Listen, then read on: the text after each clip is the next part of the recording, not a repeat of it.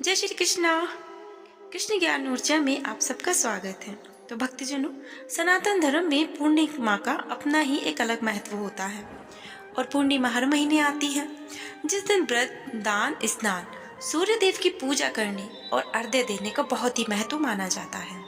इस दिन पूजा और स्नान दान करने से भगवान श्री सूर्य नारायण भगवान प्रसन्न होते हैं और अपनी कृपा बरसाते हैं। इस बार जनवरी के महीने में पौष पूर्णिमा मनाई जाएगी।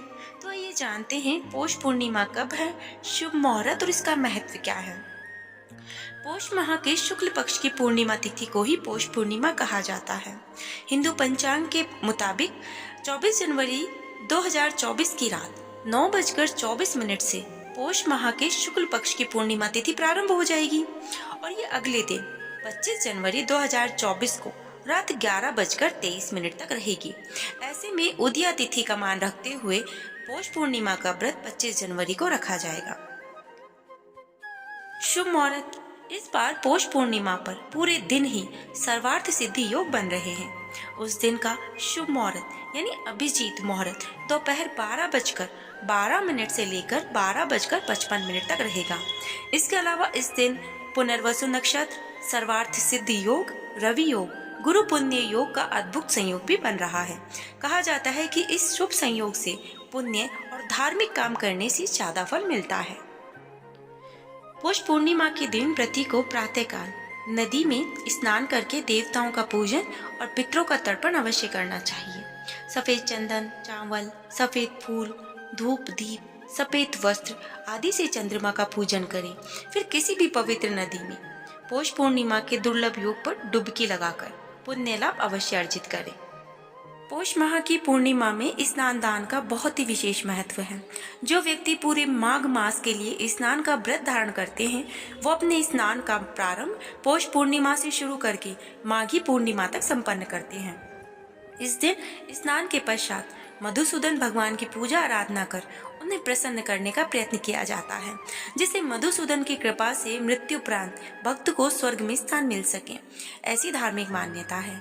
सूर्योदय से पहले स्नान करके भगवान मधुसूदन की तथा उनके पश्चात ब्राह्मणों को भोजन और आराधना यथाशक्ति दान देने का विधान है। शाम को भगवान सत्यनारायण की कथा भी अवश्य करनी चाहिए। कहते हैं जो स्नान को करता है वह मृत्यु उपरांत देव विमान में बैठकर विहार करने के योग्य हो जाता है। इस स्नान का पुण्य अर्जित करने वाली पुण्य आत्मा स्वर्ग में विहार करती है। आइए अब जानते हैं पूजा विधि। पौष पूर्णिमा के दिन सुबह उठकर सबसे पहले भगवान विष्णु को प्रणाम करें। इसके बाद दिन की शुरुआत करें। घर की साफ सफाई करें। गंगा जल छिड़क कर घर को शुद्ध करें। दैनिक कार्यों से निवृत्त होने के बाद गंगा जल युक्त पानी से स्नान करें। इस समय आचमन कर स्वयं को शुद्ध करें। पीले वस्त्र धारण करें।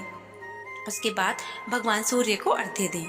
फिर बहती जलधारा में काले तिल प्रवाहित करें। इस उपाय से आप पूजा संपन्न होने के बाद कर सकते हैं।